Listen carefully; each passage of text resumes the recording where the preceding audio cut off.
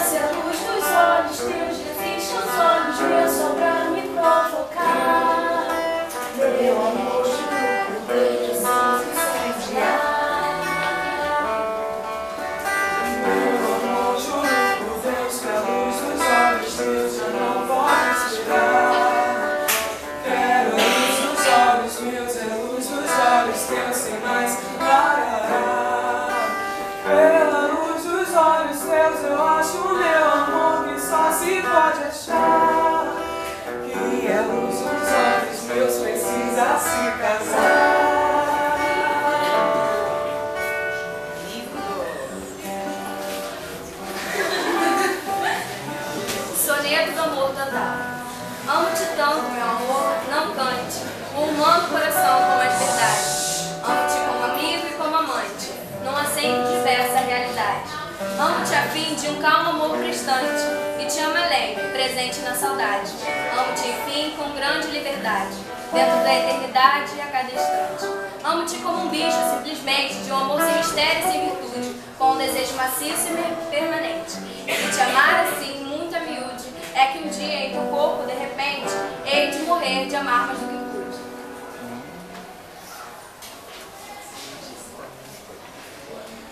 Sei que eu vou te amar, por toda a minha vida eu vou te amar. A cada despedida eu vou te amar. Desesperadamente eu sei que vou te amar. Cada verso meu será pra te dizer que eu sei que eu vou te amar por toda a minha vida. Sei que vou chorar, a cada ausência tua eu vou chorar, mas cada volta tua de apagar o que essa ausência tua me causou. Eu sei que eu vou sofrer a eterna desventura de viver, a espera de viver ao lado teu. Por toda a minha vida. Soneto de fidelidade.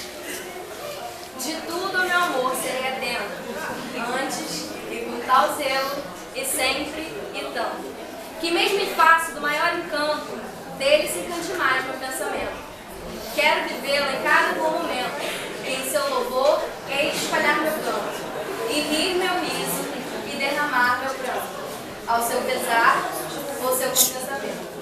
E assim, quando mais tarde me procure, quem sabe a morte, a angústia de quem vive, quem sabe a solidão, fim de quem ama. eu possa lhe dizer, dando amor por ti, que não seja mortal, posto que é chama, mas que seja infinito enquanto dura. Tristeza não tem fim. Felicidade sim.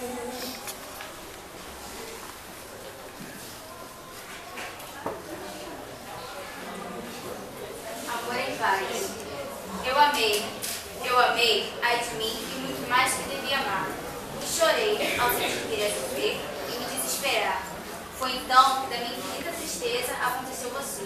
Em você achei razão de viver e de sonhar, e de não sofrer mais, nunca mais, porque o amor é a coisa mais triste que não existe.